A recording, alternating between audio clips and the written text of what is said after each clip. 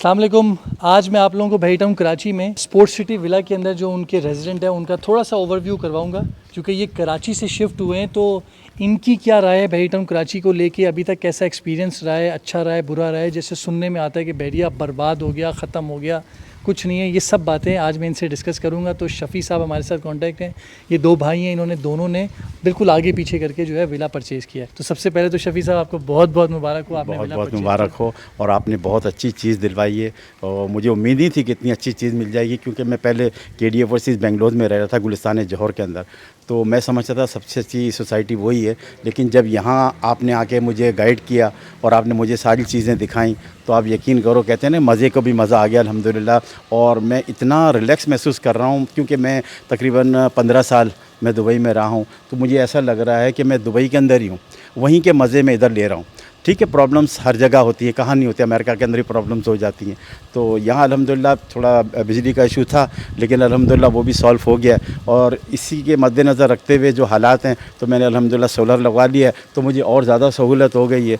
तो ये समझ लें, मैं और बच्चे बिल्कुल मज़े ले रहे हैं। वो कह रहे हैं अबू, ये समझ रहे हैं, क्योंकि दुबई में रहे हैं, तो वो कह रहे हैं अबू हम दुबई के अंदर ही हैं। ये आप मुझे एक बात बताएं, क्योंकि आप KDA स्कीम में रहते थे, वहाँ पर लीज़ का कोई इशू नहीं। बहरिया को लेके एक ये कहा जाता है कि भाई लीज़ नहीं है तो ये एक फ़्रॉड जगह है, कभी भी मलिक रियाज आके आपको खाली करा देगा या कोई भी स्टेट की कोई मशीनरी आके आपको खाली करा देगी। तो क्या वो डर आपके दिल में बैठा हुआ है, या जो लोग लेना चाहते हैं उनके लिए आप क्या कहेंगे? ये कितना ईजी प्रोसेस था, मुश्किल प्रोसेस था, या डर है या नहीं है?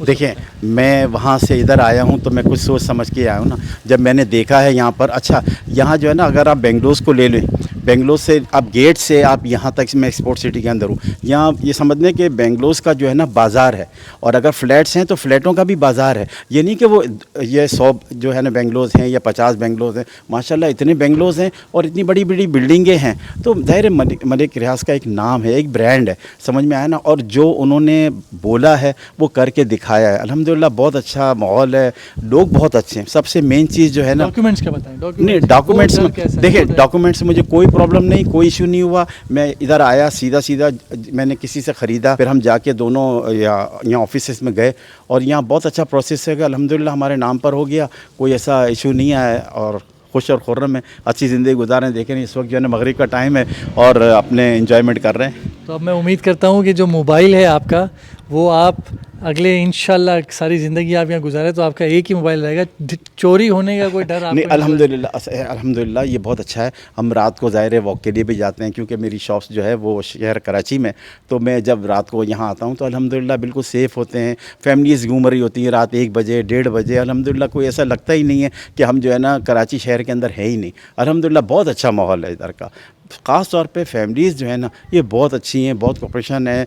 हर आदमी गुजरते हुए एक दूसरे को सलाम कर रहा होता है, बच्चे कर रहे होते हैं, तो ये बहुत अच्छा बिहेवियर है, बहुत अच्छा लगा हमें ये। मैं उम्मीद करता हूँ जो लोग बैठ टाउन कराची में रिहाइश करने का सोचते हैं, तो ये एक्सपीरियंस बताने का सिर्फ एक ही मकसद है कि जो डर और खौफ यहाँ पर फैलाया हुआ है, ऐसा कुछ नहीं है। ख़ुद एक्सपीरियंस करेंगे तो पता लगेगा, मज़े को मज़ा ही आ जाएगा, जैसा उन्होंने कहा। खुदा हाफिज़।